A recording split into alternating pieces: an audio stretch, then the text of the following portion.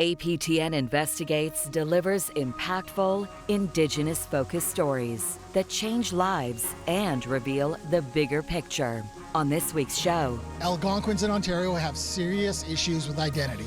Thousands have been declared non-Algonquin. How did this happen? I'm Rob Smith. Find out in my episode, Return to Algonquin Country.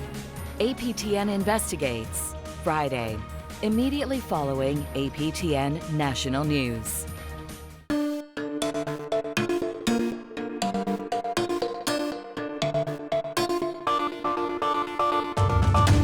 Tonight on Nation to Nation, an investigation by APTN Investigates has Parliament buzzing about the price of food in the North. The NDP are calling for urgent action. But when we see the prices, it's just, we know that food prices are high, but it's just on another level in the North. And we'll hear from a public health Inuit research advisor about forever chemicals and a push for a ban of them. But we are starting to see an increase in PFAS in the north and in our bodies.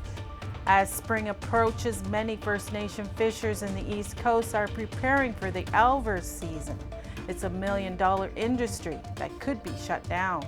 Well, I expect that a lot of our rights-based fishermen are going to fish anyway.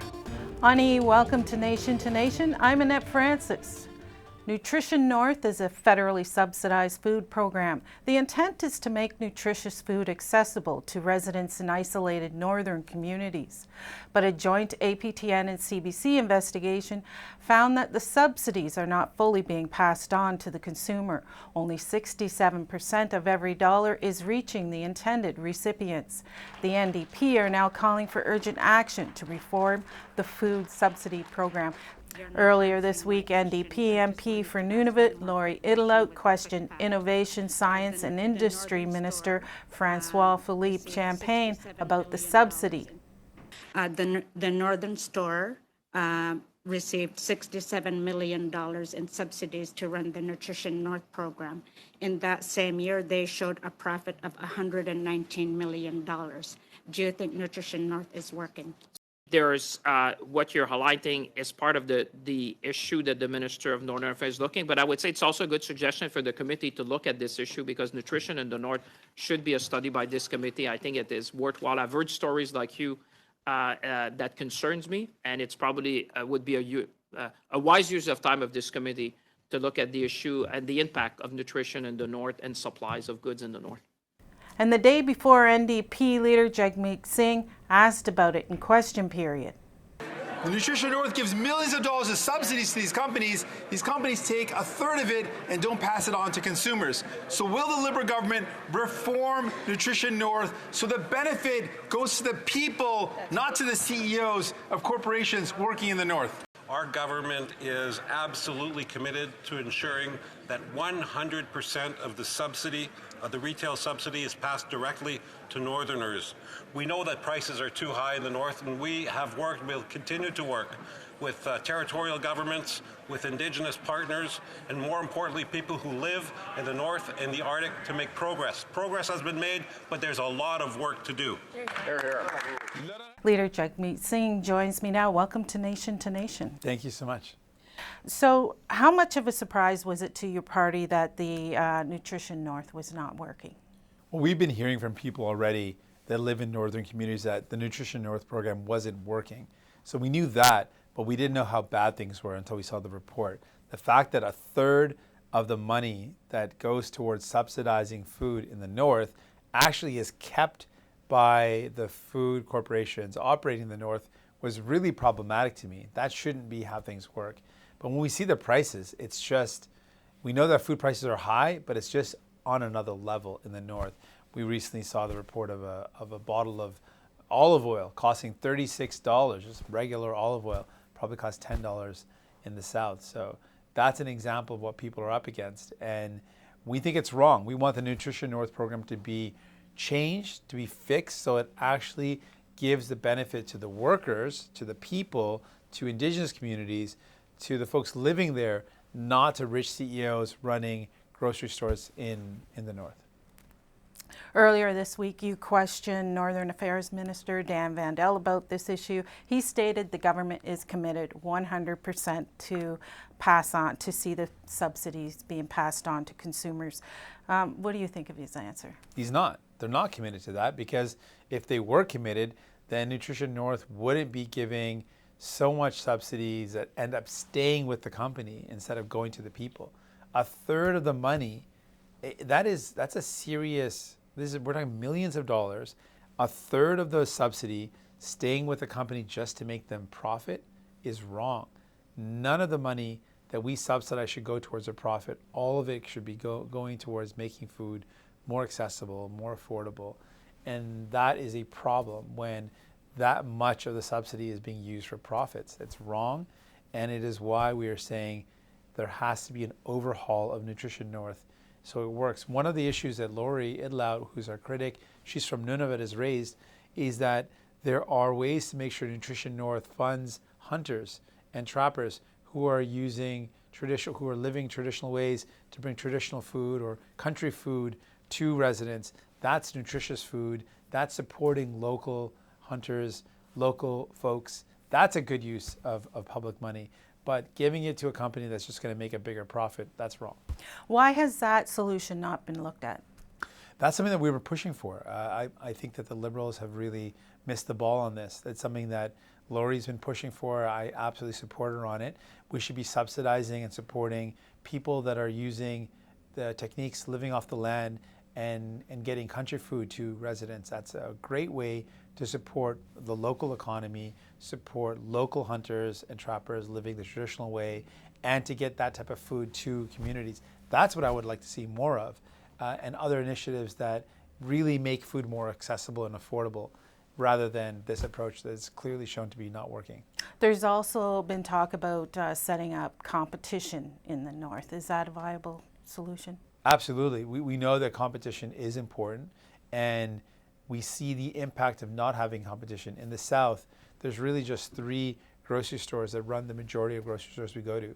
The 3 CEOs of Loblaws, Metro, and Sobeys, they run most of the grocery stores.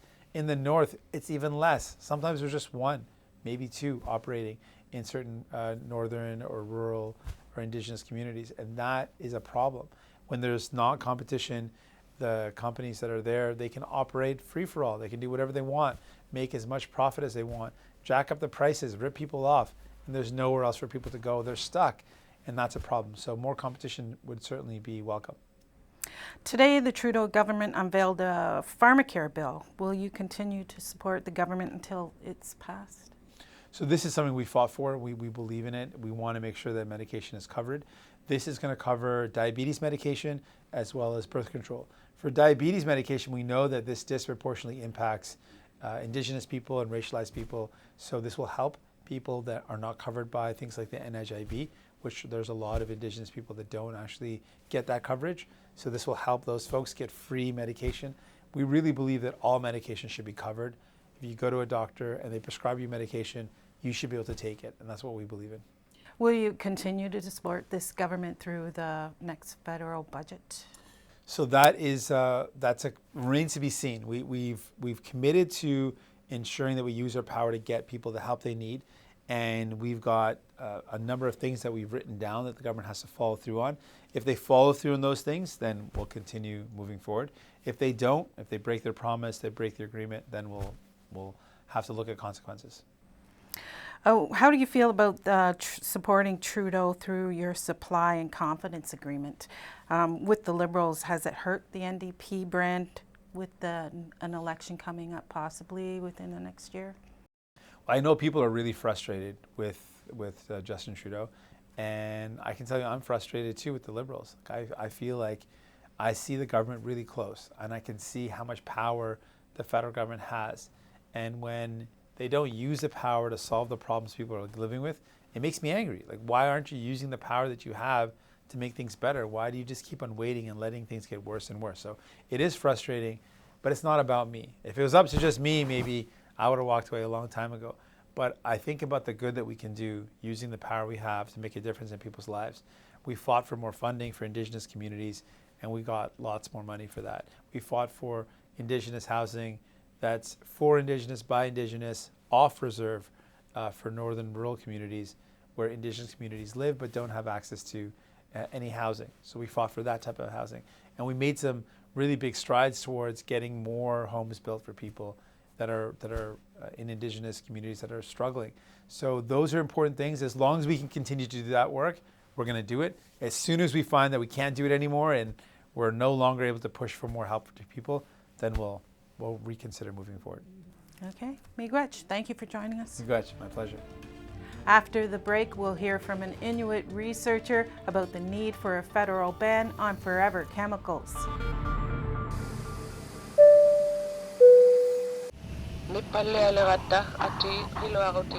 APTN presents a captivating journey into the heart of the North with our latest podcast, The Place That Thaws. Some areas that used to be safe are no longer safe. Hosted by me, Danielle Parody. Join us as we uncover the intricacies of life on a changing coast. Subscribe and listen to The Place That Thaws. Ani, welcome back. A group of Indigenous health experts, environmentalists, and firefighters are pushing the federal government to take action to deal with what is called forever chemicals. According to research, the widespread use of PFAS chemicals has led to the contamination of our water, soils, air, and food. They're everywhere, and they affect Indigenous communities in the North more than anywhere else. And research has proven that we have much higher levels than the Southern Canadian population. And as mentioned, our unborn children are born with PFAS already in their bodies. We don't see any benefits from these, but we are carrying a huge risk. Lucy Gray is a public health Inuit research advisor. She joins me now. Welcome. Thank you. So what exactly are forever chemicals? Where do they come from? Well, forever chemicals are in a lot of consumer products. They are used in non-stick products. They are used in waterproof products, as well as in firefighting foams. They're in waterproof makeup. Basically, they're found in food packaging, diapers. So they're found in a lot of consumer goods available on the shelves. How do they affect the environment? They're very, well, the reason why they're called forever chemicals is that they don't break down easily.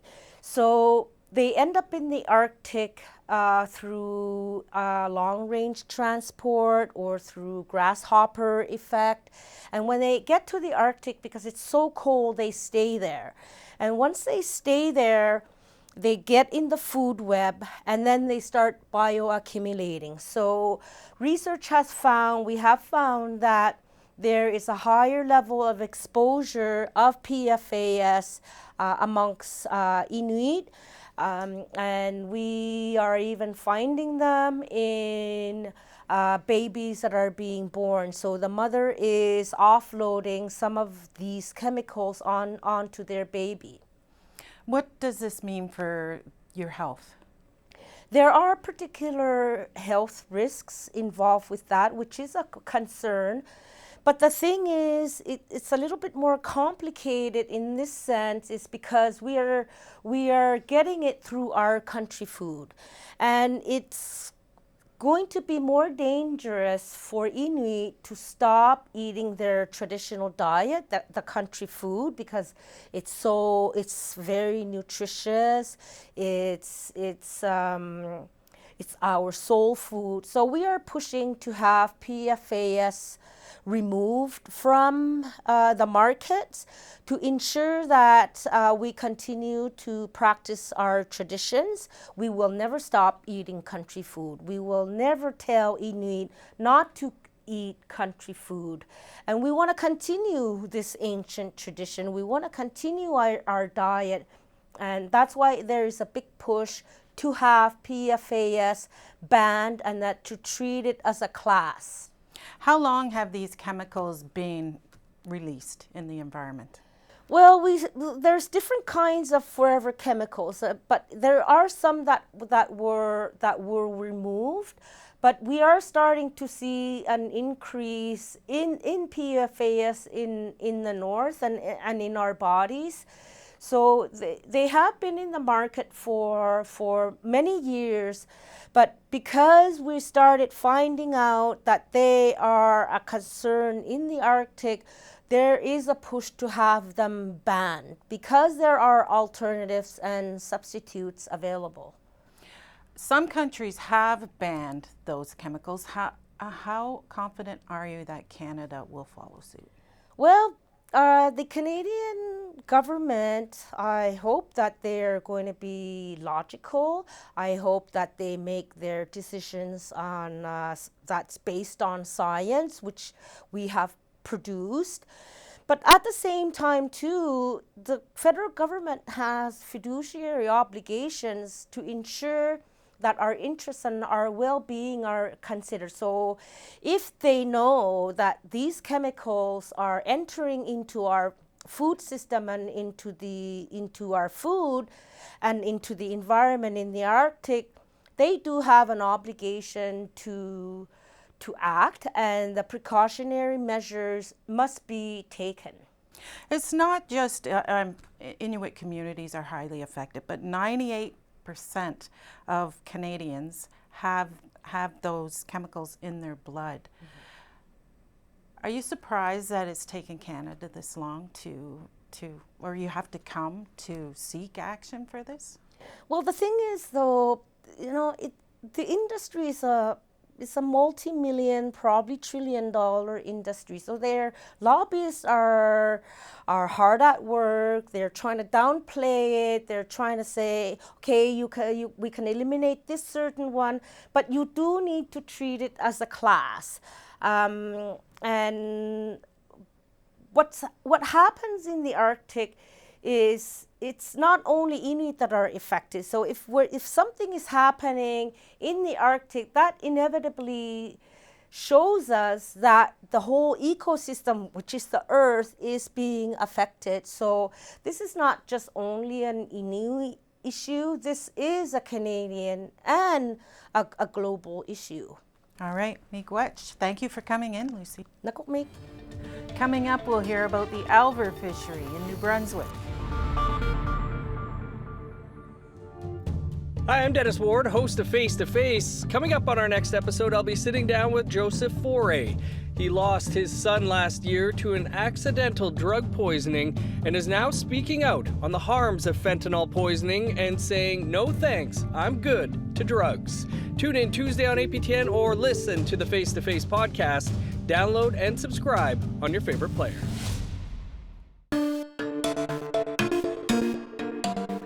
Ani, welcome back.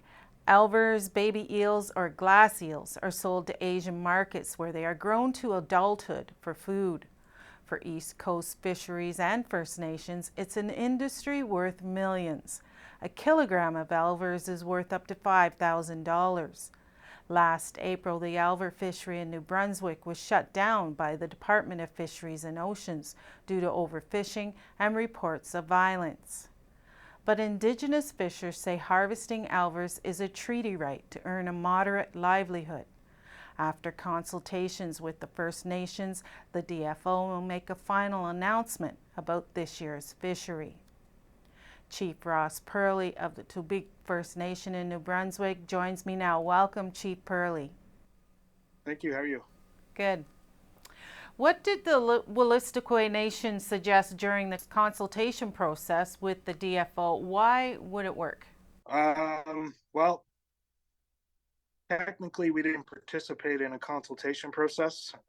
They wanted us to consult on regulations. We didn't feel that consulting on regulations should go before discussions on the quota that we would receive. Our position was that we should discuss quota and TAC first before we talk about consultations on regulations that they want to impose. because our issue is, and it's always been, is that the fishery in its current state is unequitable to non-Indigenous, between non-Indigenous commercial license holders and Indigenous rights holders. So were there any discussions at all then to say there were consultations? They didn't happen at all. They didn't happen at all. They've essentially sent us what they're recommending for regulations on the fishery. We responded stating that until we have equitable quota for Indigenous rights fishermen, that we wouldn't participate in the consultation.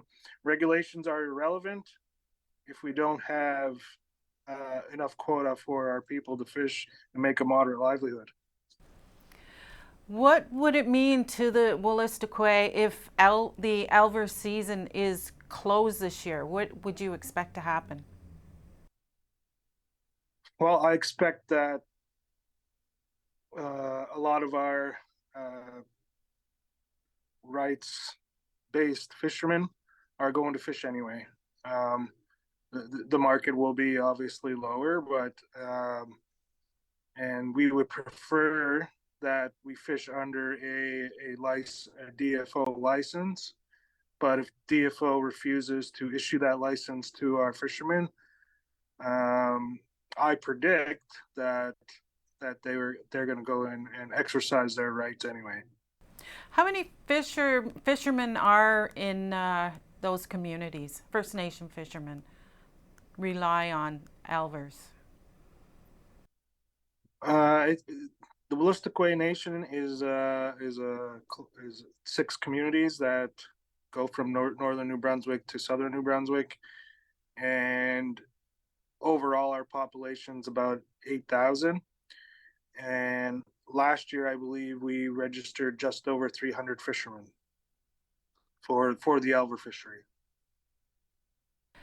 Is the closure of the elver season a violation of treaty rights? I should say, if so, how?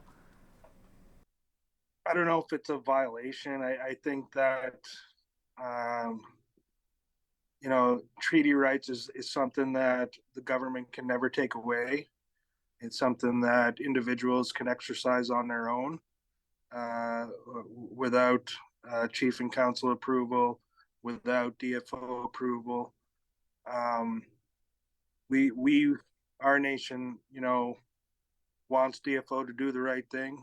We want to work in collaboration. We believe in conservation measures.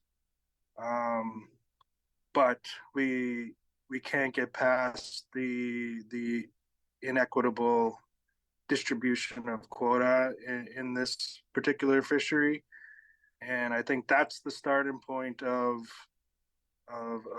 talks with DFO. We have to discuss the inequities there, so that the Indigenous fishermen can be equal to the non-Indigenous commercial fishermen. And that's where it starts. Then we can start talking about regulation. Then we can talk about management plans. Then we can talk about conservation issues that they may have that we share. But until we get past that first hurdle, it's hard to make any progress. How are you going to how can you get to the table to make that progress? What's it going to take? I think with a meaningful approach. I think that chiefs need to meet with decision makers, not with lower level people, not with bureaucrats. Leadership needs to meet with leadership, nation to nation, and have these discussions. That way we can, at the end of the day, come out with real resolution and real collaboration. And so far that hasn't happened. We have a letter into the minister's office for meetings to discuss the elver fishery amongst other fishery issues. And so far the minister's office has yet to respond. Okay. Miigwech, Chief, thank you for taking the time. Thank you, Leywin. That's all for this week's Nation to Nation. And if you missed any part of tonight's show, you can check out our podcast. Go to aptnnews.ca/podcast. Miigwech, and have a good evening.